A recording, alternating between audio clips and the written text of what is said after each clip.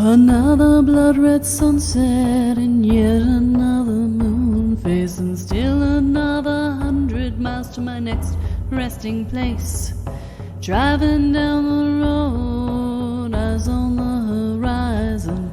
Within my car, I'm all alone, but feeling good and feeling strong, knowing that this path I'm on brings me to myself. I'm driving. Hey now all, I'm Joey C. Welcome back to another episode of Spirit Sherpa. This is the show that helps and encourages you on your journey to unlock your magic mojo. With me, as always, is the Spirit Doctor, Kelle Sparta. Hey, Kelly. Hey, Joey. What's happening? Trees are falling everywhere. Oh, no. What the heck is going on? We still have one tree, or now you say trees with an S. Trees, that means multiple. Trees. My poor neighbor, I when I spoke with her, I was like, what? Are you uprooting your whole life? Because she is literally, and she said yes, by the way. Oh, really? And yeah. So the tree that we have, that we've been working on all this time, that the saga has been about, has been falling into, it was coming up by the roots, and it's been falling into the tree next to it. Okay. Well, the tree next to it came up by its roots as well. Oh. And is now falling as well.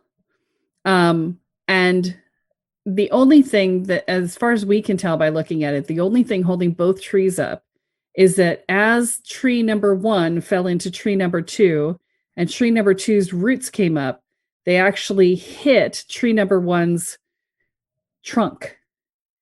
And now we have this precariously balanced. Oh my goodness. It's like tree happening. Jenga. It's tree Jenga, right? Oh. And so that's happening. And she had another tree that fell completely onto the neighbor's property, taking out their fence. And there is a 4th tree next to tree number 1. Oh my goodness. That is also being undermined by tree number 1's roots coming up. And so all of her trees are toppling all at once because, of course, all the root systems underneath were intertwined. And as one gets pulled, the others get undermined and off they go to the races. So at this point, she needs a tree person in. Yeah, well, interestingly, according to Virginia law and, Google in general, it's not her problem. Really? It's actually the problem of the person whose property it's landing on. As long as she properly maintained her trees, which, something coming up from the roots you can't fix. Yes, exactly. That wasn't her fault, right? As long as she properly maintained her trees, it's our problem, right? So we've cleaned up the stuff that's going to land on us, but the poor neighbors next door they've already lost one fence. Unless they get somebody in there soon, they're going to lose another fence and a shed. And I don't know where the tree that's behind it that's coming down is going to go. Oh, it's already hitting her roof of her shed. So we'll see. That is a tough day for trees. Yeah, it's a tough day for trees. And my very private backyard is becoming very not private. You're going to need to put up more trees. We're going to plant some boxwoods once we get all the rest of this stuff out of there. We'll be like, okay. Oh my goodness. We go. Kelly, Crazy, right? This is crazy. And I know we've talked about this before, but you've got to post pictures now, at least with Tree Jenga going on. You've got to post some pictures into Spirit Sherpa by Kelle Sparta, because I think people are going to want to see your trees. Yeah. Yeah. We know that's not the place for tree talk, but gosh, there's got to be some. Maybe it some is for the evidence there. druids. Yeah, that's true. That's we true. could talk about, the druids, but that's not what we're going to talk about today. Tree talk could be a whole episode unto itself. But today, we're going to talk about sacred circles today. Yes. And it's not the first time. For those who are longtime listeners, they'll be like, wait a minute, you guys talked about circles before. Yes, but not like this, right? Right. So, in episode 4, I started talking about the elements and ended up casting a circle. And that became the first circle episode. And then we did another episode a little later on that was circles, shields, and wards. Right. It was spiritual protection. Yep. Right. Now we're going to talk about sacred circles. We got a question in the Spirit Sherpa by Kelle Sparta Facebook group from one of our listeners. And she was asking, when do I cast circles? How often do I cast circles? What do I cast them for? That sort of thing. And so we're going to answer that. And then we're also going to talk about working in a sacred circle as a group. What is the difference between the circles we've talked about, a sacred circle? Is there a difference, or is this like the amped up version, the Spirit Sherpa 2.0? Well, it's kind of. No, a circle is set to create sacred space. Mm-hmm. Okay. And it is an energetic protection, kind of like a force field that you put up with your intention. Mm-hmm. Okay. And a sacred circle is usually the words used to describe a circle of people standing in a circle. Interesting. Okay. It can be intertwined with just the setting of a regular circle. Some people will call that a sacred circle, but a lot of times when they say the sacred circle, it's usually referring to people. Okay. A group of people in a circle doing magic together, right? Okay.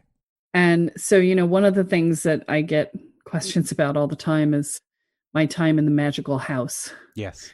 And everybody's like, I want to live in the magical house. I just did an episode on Sense of Soul, and they were like, let's leave our husbands and go set up a magical house together.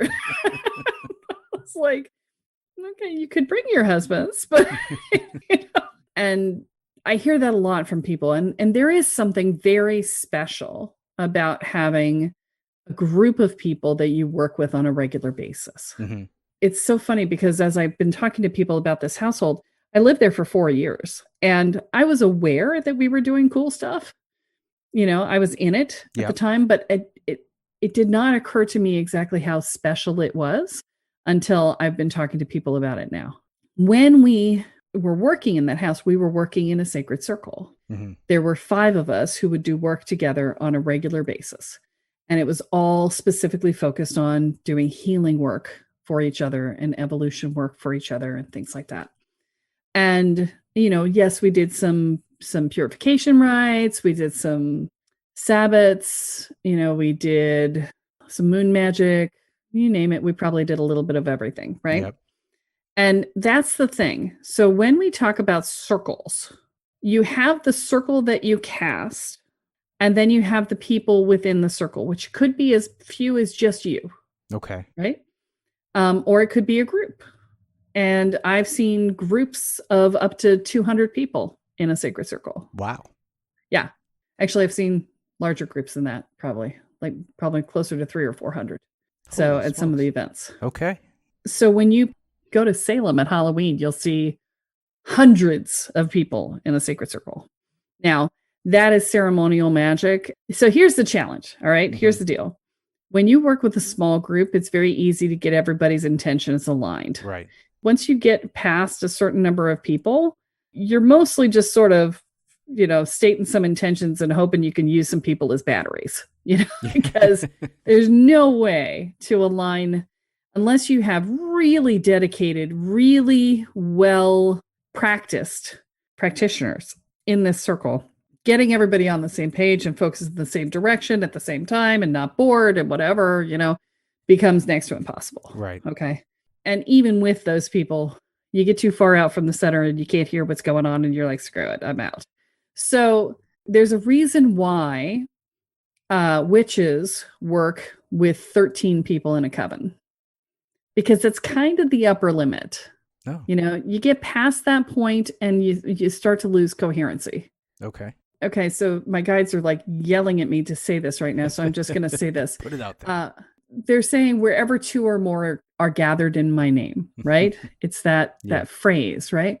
And that's really where the energy comes in, right? Is you're bringing all your energies together into a common space towards a common focus. Interesting. Okay. So for those of you who are practical magic fans, the movie where all the ladies from the town come and bring their brooms and cross their brooms and chant together, right? There's 13 of them, right? Right. And they're all chanting together and they're sending their intent towards a common focus. And because the common focus was trying to exorcise this ghost from the other witch, they could have a common focus. They could see it. Right. And it's something that scared them enough that it just galvanized them. Right? Yep. When you bring together people who don't know what they're doing, you've got to galvanize them. Now, I got to tell you, the fact that nobody ran screaming from the building is complete bullshit. Because I promise you, if there were that many newbies doing this, there would have been at least one person who ran screaming from the building. That's just, I've done stuff and they do run screaming. It's a little terrifying. That's the sort of common focus that I'm talking about in that movie, Okay. right? Yep. If you've seen Crimes of the Grindelwald, the J.K. Rowling movie, they were in a sacred circle. They were focused on a common purpose. They were trying to restrain him and stop him. That circle is terrifyingly reminiscent for me. Yes. I've told that story, right? Yep. Yeah. Okay. But that's a sacred circle as well. So anytime you put people in a circle and you have a common focus and a common goal, that is going to be a sacred circle. Now, in Wicca, they will often say, well, we want to go out into the woods and do this skyclad in the woods. Okay. Skyclad meaning naked. Okay. So you are clad in the sky. You are wearing the sky. That is all you're wearing. Mhm. And that's what it means. So you'll often see at pagan events, there are clothing optional spaces where people may do ritual in that fashion as well. Okay. And the idea being that there's nothing between you and the world around you, and you are bringing your full force to bear without any trappings of anything. Right. Right? It's just you and the world around you. So here's the challenges. Yeah. Okay. Actually, before I get into the challenges, let's talk about what kind of work you can do in the circle. Okay. I thought the challenges were going to come before that, but okay, let's go, because that was my next question. But yeah. Well, let's talk about the work you can do, and then we'll talk about the challenges. Okay. So the work you can do inside of a circle, if you're doing any sort of healing work, you should absolutely be working inside of a circle. Okay. Okay. That's just smart, because you're digging around in somebody's energy field. You don't want other things in it. Okay. Right. And remember, the purpose of a circle is to set a container in which you get to kick out everything you don't want, and you get to invite in everything you do. That's the focus of a circle. Okay. Right. And these are just circles as a thing, as opposed to a sacred circle. Basic energetic structure. Yeah. Okay. Circle. Yes. So you can do healing work, you can do meditation, you can talk to your guides, you can do prescient work, looking forward in time or backward in time, or, doing probability lines and checking stuff out that way. You can set intentions and do spell work. Okay. Yeah, there's all kinds of things. Anytime you're doing anything that is for an energetic purpose, setting a circle is generally a good idea. You're basically putting a filter up around you to make sure that only the good stuff is in there and nothing that's going to mess with your cake. Absolutely. Your energetic cake. Because you want to eat that cake. Exactly. I don't see any point in having cake if I don't get to eat it. True. So that. See? Right. Okay. Now, once you have decided you're going to have a circle, now you have to decide how many people you want in the circle. Right. In order to have a significant amount of energy, you really need 3 or more. Okay. I mean, you can do it with 2, but it's like a 2-legged stool. It doesn't stand up very well. Okay. Right? So you want at least 3 legs, if not 4. Yeah. And then you really max out at about 12 or 13. And I would say if you are not experienced at working in magic and you're bringing a group together, I would say no more than 5. Okay. Because, the herding cats things comes into play, Yeah, right? especially with intent. Especially with intent, especially with people who don't know, and the scared factor that comes in when you start to feel the energy come up. And when you put 5 people together, there's a lot of energy that comes up. Right. I remember going to the energy vortices in Sedona and being thoroughly unimpressed, because my group of 5 people that I worked with on a regular basis raised more energy than were at any of the vortexes. Interesting. Right? Okay. And so I was like, everybody's going, wow. And I'm going, okay. Like, I don't get it. Whatever. Yeah, there's some extra energy here, but it ain't that much, So you can raise some significant power with 5 people. It's all about the people who are in the group. But once you start to raise power together, here's where sacred circles go wrong. Okay. Okay. Now we're back. Because a sacred circle can do any of the things that I just said could happen within a circle. Yep. Okay. But what I see happen a lot is people just get power hungry and they just like to suck in the power and they just like to marinate in the power and just be like, ooh, this is a funky, cool experience and I really like it. Let's just juice up. Yeah. And then they don't do anything with the energy. Oh. I went to a house when I was on Walkabout where they did that. And they had been doing it for 20 years. That house was seriously screwed energetically. Really? Like I stood at the door and went, I don't want to go in. And my friend's like, we've been invited as guests of honor for dinner. I'm like, this house is fucked. I'm like, it's not right. And he's like, but they're expecting us for dinner. I'm like, okay, shields up. Red alert. And I couldn't figure out why, right? I'm like, why? It doesn't. I'm looking at the ley lines. I'm looking at, the houses around them. I'm looking for ghosts. And I was like, no, this house is just tweaked. I mean, like seriously tweaked. There's just something wrong with this house. And I get inside and we have dinner and they have this huge circle that they do in their basement and they raise all this power. And I'm like, okay, that's funky cool. What are we doing with this? Yeah. And the answer is nothing, not a damn thing. And they didn't release it and they didn't send it anywhere. They just left it in the basement. And I'm like, this is why the house is screwed. Like over time, you do that, you're going to like create just like a complete mess. It's kind of like having an electrical way station in your basement. Mm-hmm. And you just add more and more power to it. And you don't give it any way to bleed off. Right. And over time, your hair starts to stand on end. Even when you walk away. Because the energy is just there. It's just saying, ah. It's like, and all the things that happen with EMF fields, only on a magical level. Right. Right. It's like, I don't want to be here. And people are living in this house. I was like, oh my God. Like, I don't even want to know, right? So do not do that. This is a magical don't, okay? Do not do that.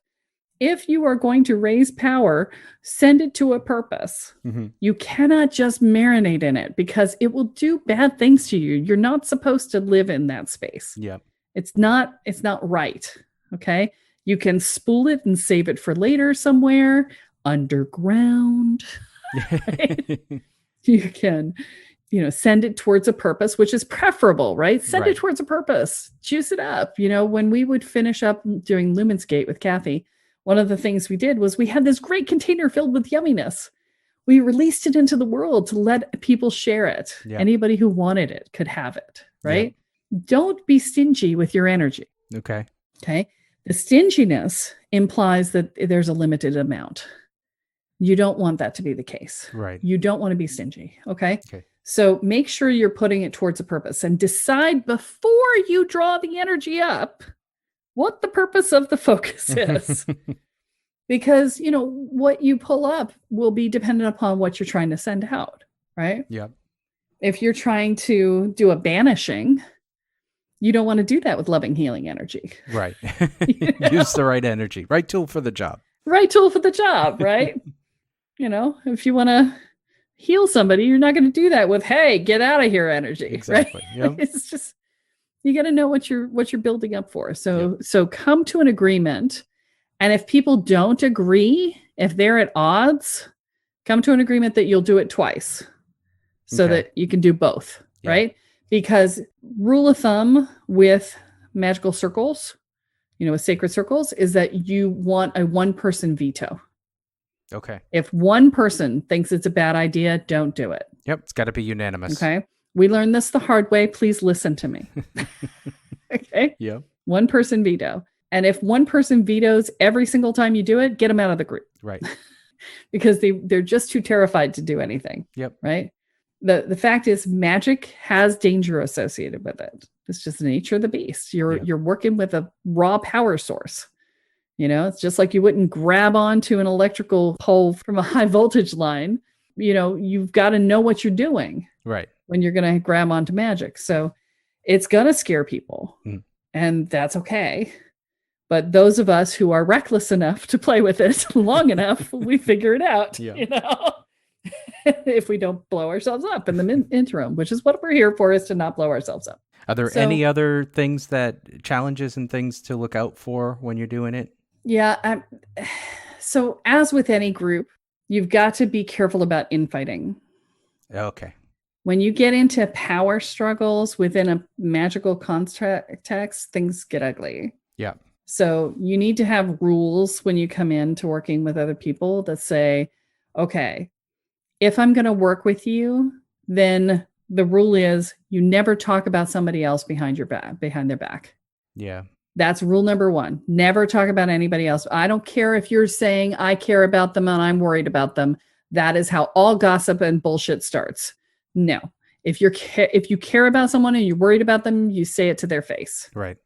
And if somebody comes to you with something about somebody else, you look at them and say, I don't want to hear it. Say it to them. And if you take that to anybody else, I'm going to kick your ass. You speak it to the person you have it with.